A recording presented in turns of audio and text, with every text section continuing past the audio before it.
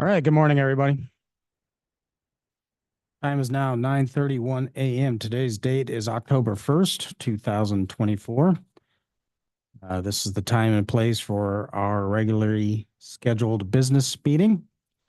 We are in the commission conference room here we're at the Bollinger Conference Room here at the offices of the Public Service Commission. I will call today's business meeting to order. Would my colleagues join me in reciting the Pledge of Allegiance? To the flag of the United States of America, to the republic for which it stands, one nation, under God, indivisible, with liberty.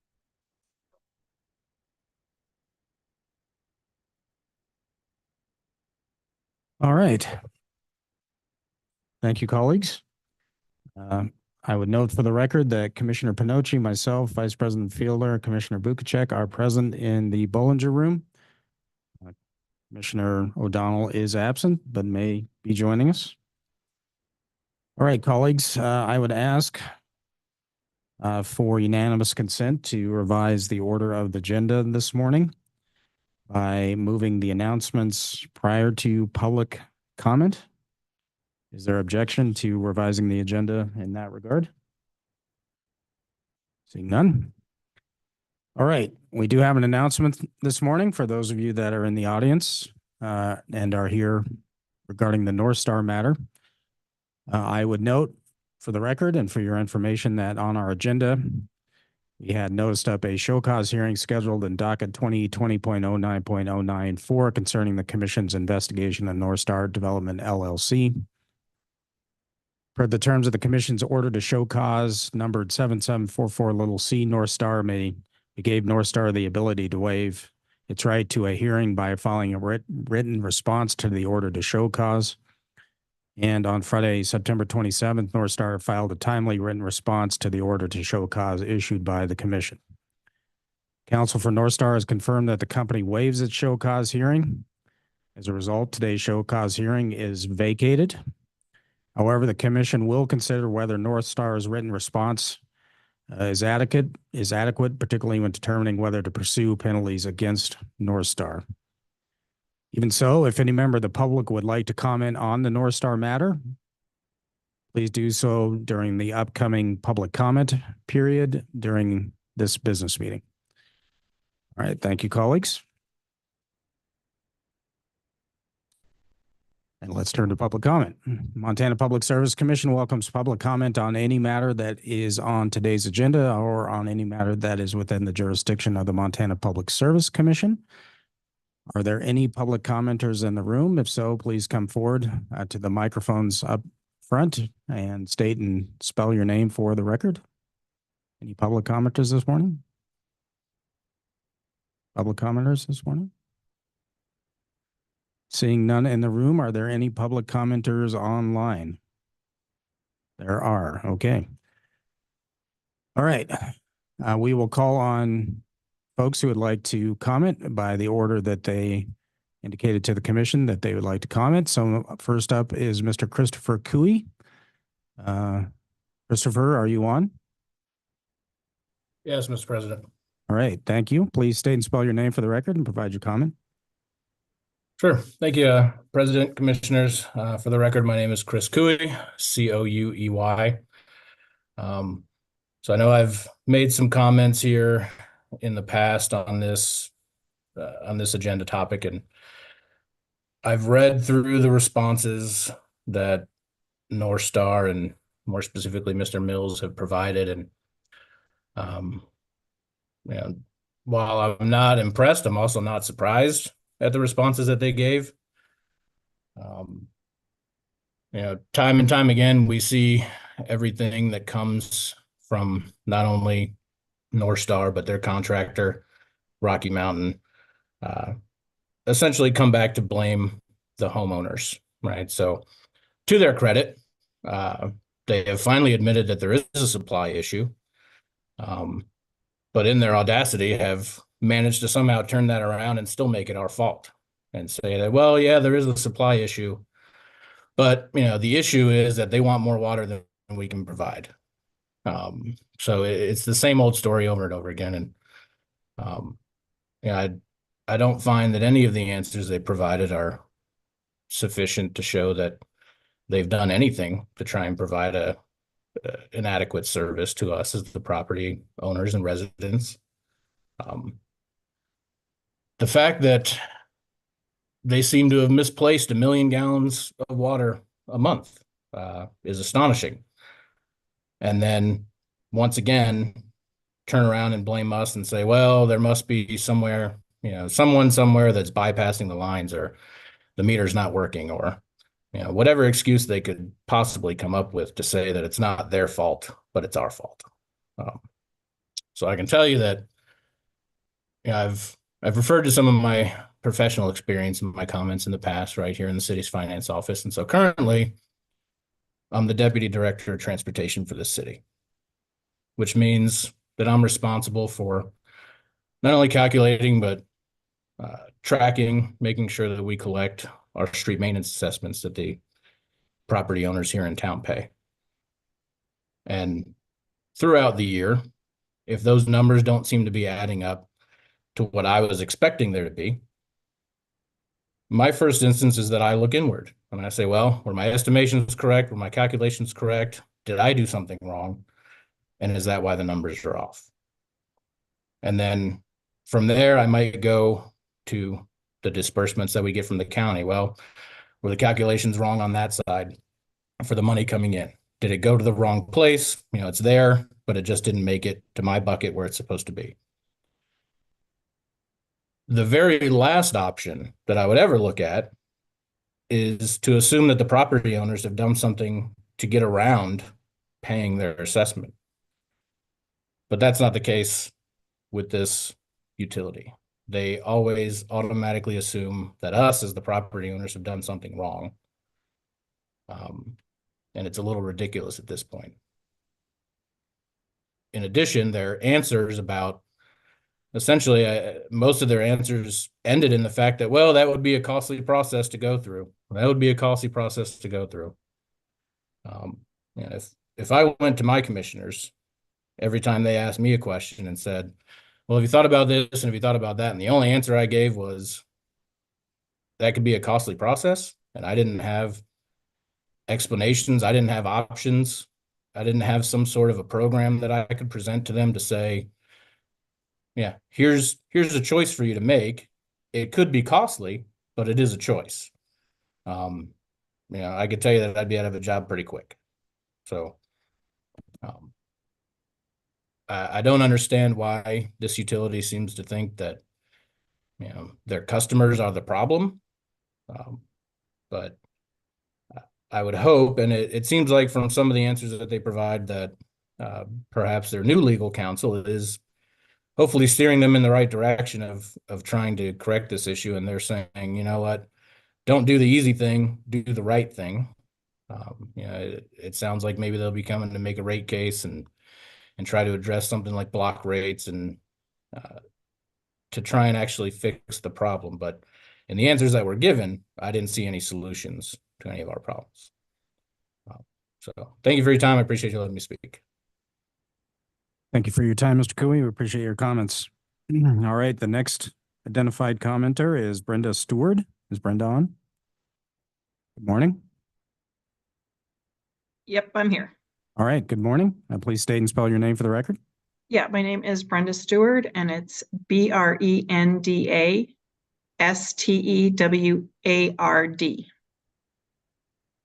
All right, go ahead.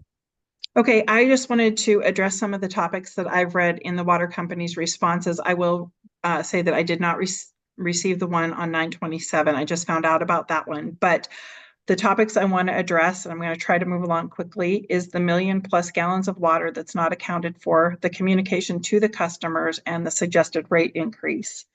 And so the last time we had this come up, the water company said they were going to take steps to fix and install new meters in everybody's residence, and they have done that. And now they're speculating that the meters aren't working again or being bypassed. And they say that they can identify homeowners who are using too much water. but I've not seen indications of that. What I've seen is drive-bys by the water company actually jumping out, looking at lawns, and then issuing certified letters to people who are overwatering, yet are not receiving bills of overwatering, and they have not been watering. So I'm wondering, is their meter system on their end broke? Because they seem to be just kind of spitballing who and who is not watering. And if you drive through this neighborhood, there's not a lot of overwaterers. There's people that are not watering at all, myself included. So I would like to offer possible explanations for maybe where that 1,000,000 gallons of water is going. Maybe there's a leak in their system. The last time we had this hearing, one of the developer owners was taking water for his personal use. I don't know if that's going on anymore, but there could be somebody with the same type of access who likes that idea. I don't know. And I don't like pointing fingers. However, fingers keep getting pointed at the neighbors, which is causing a community that is turning against each other, which in fact we should not be. This is not a neighbor against neighbor thing. And there is 19 townhouses that are owned by one of the developers that are watering at least 3 times a day and forming mud puddles in the alleys. You've received pictures of this, and I'm thinking perhaps maybe those homes have never had meters installed. I don't know. That's just one possibility. And they have admitted that the wells are deep enough, but pumps were never lowered properly. And I don't know how in 10 years they've never noticed that. That doesn't seem like they're managing a system very well. And I don't know, honestly, I don't know who the bad guys are in this scenario. There's always hearsay going back and forth and all of this stuff, but I don't know if it's the ones managing it, the developers in the beginning, the people who approved the development and didn't verify the water to home ratio met code and sufficient wells were drilled to meet the demand, or if there was enough water.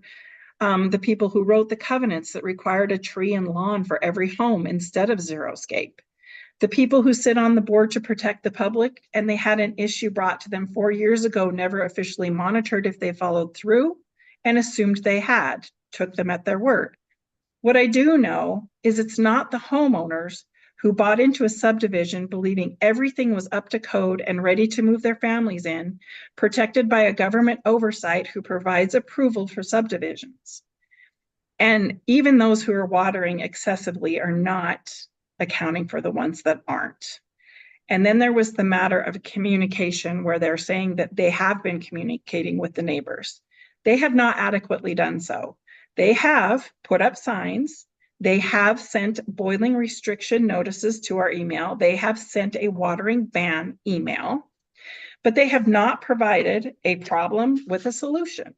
They have not provided a time frame to fix the problem. They have not provided a "we're working on this to identify a problem" email.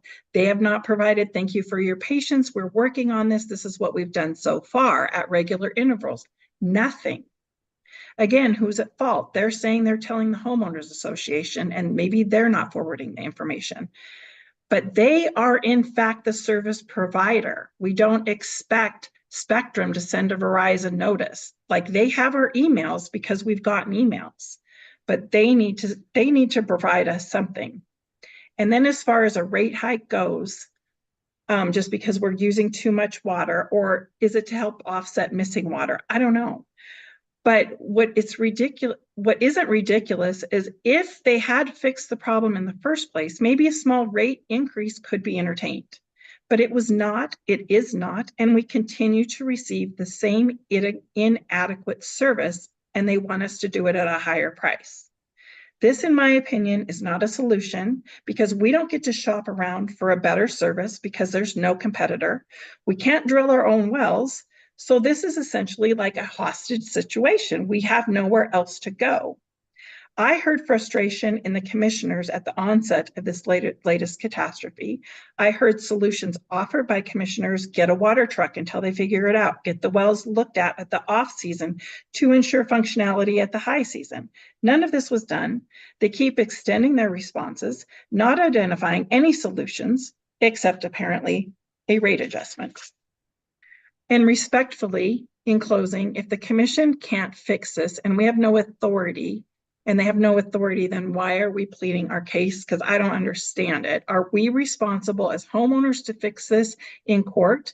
If so, please let us know, because I would rather put my effort forward to being productive and I don't want to assume that we are talking to the right authorities with the power to fix it.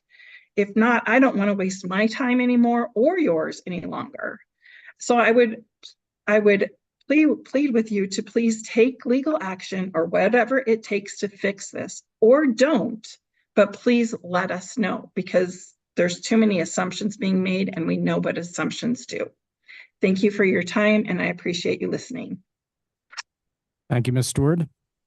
Appreciate those comments very much. Any other commenters online? Seeing none. Last chance for those in the room like to make public comment. All right, seeing none, thank you for the public comment that was provided this morning. All right, we had made our announcements. There are no changes to the business meeting items, so let's go right into the action items. Action item number 1 is approval of the commission minutes for the week of September 16, 2024. Is there a motion, Vice President Fielder? Mr. President, I move adoption of the minutes for the week of September 16th, 2024. Is there a second? I'll second. Commissioner Pinocci has seconded. Motion and second. Is there changes, revisions, additions? Mr. President, just a note that there was a late change to the minutes. So if the earlier version that had been distributed was updated yesterday afternoon regarding the motion that we had approved the week before to correct the minutes the week before that. So they're all straightened out now, but that is a new set that was distributed by Heather yesterday afternoon. Okay. Any other comments, questions, changes? Seeing none, all those in favor of Vice President Fielder's motion to adopt the minutes signify by saying aye. Aye. All those opposed signify by saying no. Seeing no opposition, motion carries 4-0. Minutes are adopted. All right, let's move to work session item number 1. This is docket 2024.09.092. This is Montana Dakota Utilities Company. We're here to act on an interim order for purchase gas cost tracking adjustment. We're here to consider approving MDU's request for interim natural gas service rate adjustments, which would, if approved, become effective on this date. Mr. Fink, good morning. Morning, President Brown, Commissioners. On September 9th, 2024, Montana Dakota submitted its annual application to implement a gas cost tracking adjustment change pursuant to the terms of its Rate 88 tariff. Before you today is a draft interim order. The application includes proposed adjustments to its current gas cost, unreflected fuel cost, and the deferred Montana Consumer Council and Commission taxes. The cumulative effect of these changes results in a 0.201 cent per decatherm rate increase for residential and general service customers, a $2.091 per decatherm rate increase for optional seasonal customers, a 0.153 cent per decatherm decrease for contracted demand customers, and a 0.09 cent per decatherm decrease for small and large interruptible customers. Staff will continue to review and analyze Montana Dakota's application more thoroughly as this regulatory process continues. Any party wishing to intervene in this matter will have the opportunity to do so. The intervention deadline is this Friday, October 4th. Again, this is an interim order. And with that, staff recommends approval. I'm available for any questions. Thank you, Mr. Fink. Is there a motion? Is there a motion? Mr. Bukacek? I make a motion to approve staff recommendations for interim natural gas rates to become effective October 1st and issue the interim order with appropriate clerical edits. All right, is there a second? All right, I'll second. Discussion. Mr. President, I have a few questions for staff. Vice President Fielder. Thank you, Mr. President. Mr. Fink, first of all, I don't know if this is necessary or not, but in your presentation, your oral presentation, I noticed that there was a slight difference what you said and what we have here in our chart. So I want to double check the small and large interruptible customers. Total proposed gas cost changes, which is the lower right-hand field of your matrix. It's a decrease of 0.096, correct? President Brown, Vice President Fielder, that's correct. Okay, I believe you left off the 6 in your oral, so just double checking that. All right, a couple questions are for me. I'm not, can you please explain why staff is coming forward with a recommendation to approve the order today when the intervention deadline isn't until October 4th? Are they interrelated? Is the intervention deadline just for the general rate case, or would an intervener intervene? I mean, it's not a general rate case, but explain that order. It seems out of order to me that the intervention deadline is a few days from now, but yet staff's recommending that we approve an order today. President Brown, Vice President Fielder, this is a tracker, and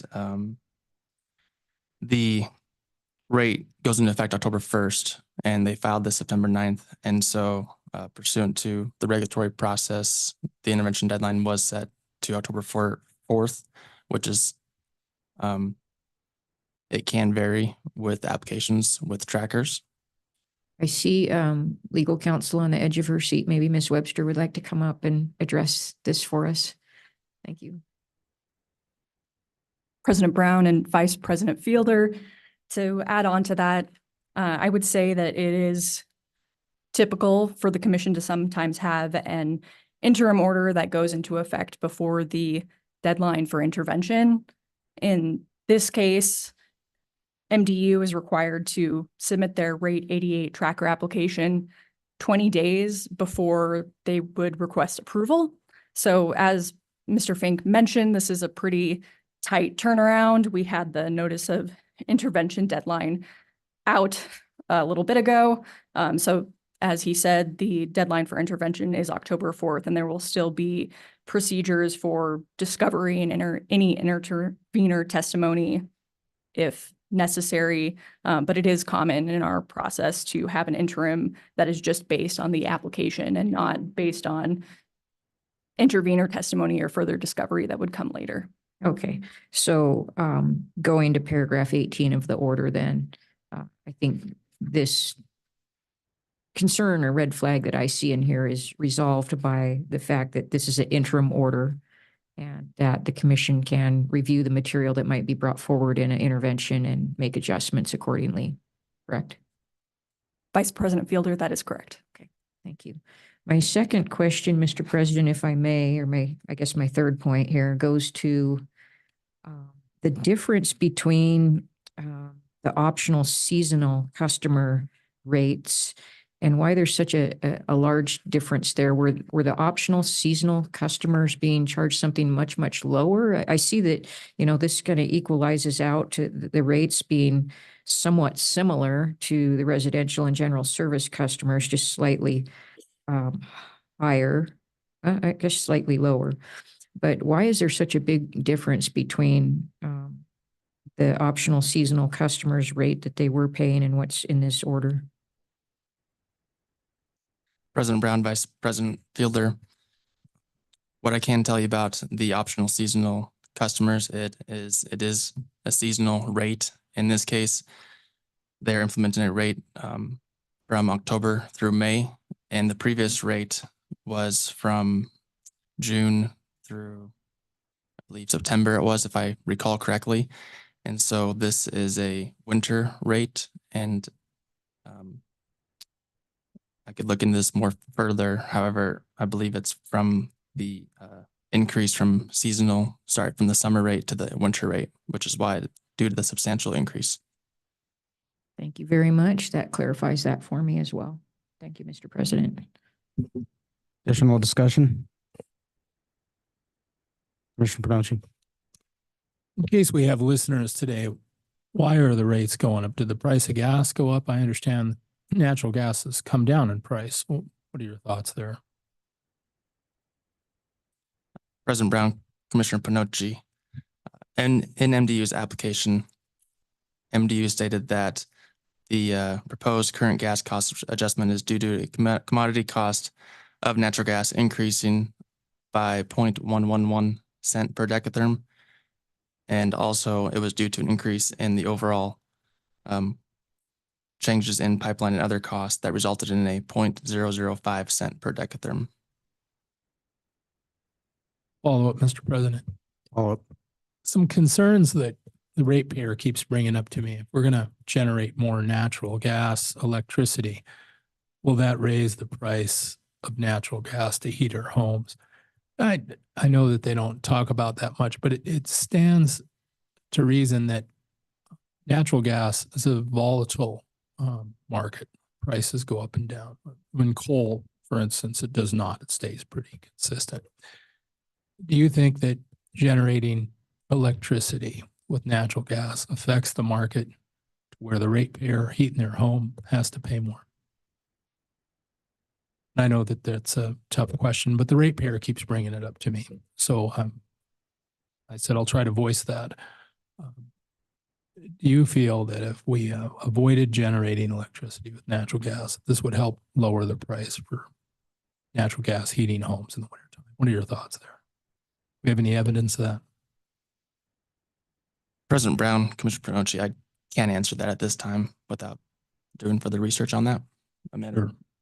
Well, the ratepayer is talking to me about it, so I'm going to try to look into that. Thank you. No more questions. Additional discussion? Back to Vice President Fielder's point about intervention and deadline. Hasn't any party intervened in this matter? President Brown, at this point, no party has intervened yet. So we have not heard from the Consumer Council on this matter. By way of explanation, I think, could you provide for public awareness what a tracker or a tracking adjustment seeks to accomplish, or what it is designed to do? Certainly, President Brown, Commissioners. With this tracker, it seeks to reflect the market price in a timely manner for customers. It also minimizes the unreflected gas cost account balance, and it signals to customers the pricing of which the current gas costs are. MDU files a monthly gas cost tracking adjustment monthly, as I just stated, and the prices reflect the current gas costs. So in summation, what a tracker like this is designed to do is to reflect on customer bills the actual cost of gas purchases on a monthly basis, correct? So that there aren't, to avoid the situation where large balances don't accumulate, correct? President Brown, that's correct. And a tracking adjustment is designed to make sure that the consumer is correspondingly paying the actual cost of gas purchases. That's correct. Okay.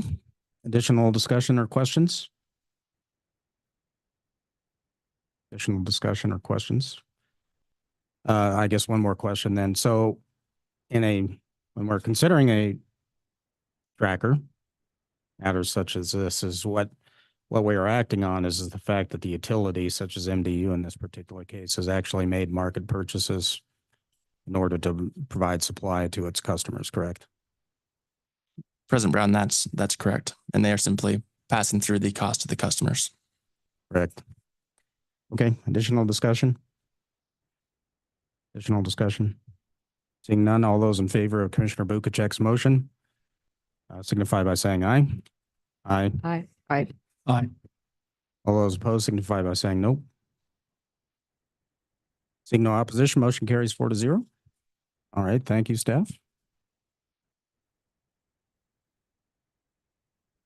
All right, as indicated, the 11 a.m. show cause hearing in docket 2020.09.094 commission investigation of North Star Development has been vacated. We are going to consider the written response of North Star and the adequacy of same, and I suspect we'll be revisiting that topic in the near future. For those that track these things, we will not be having our next commission business meeting, which will generally fall the next Tuesday. So no commission business meeting Tuesday, October 8th, 2024. So our next business meeting would be Tuesday, October 15th, 2024. I believe that we're starting in the afternoon, as I recall, though, 1:30 on the 15th. Seeing no further business to come before the commission, time is now 10:02 a.m. I will adjourn today's business meeting.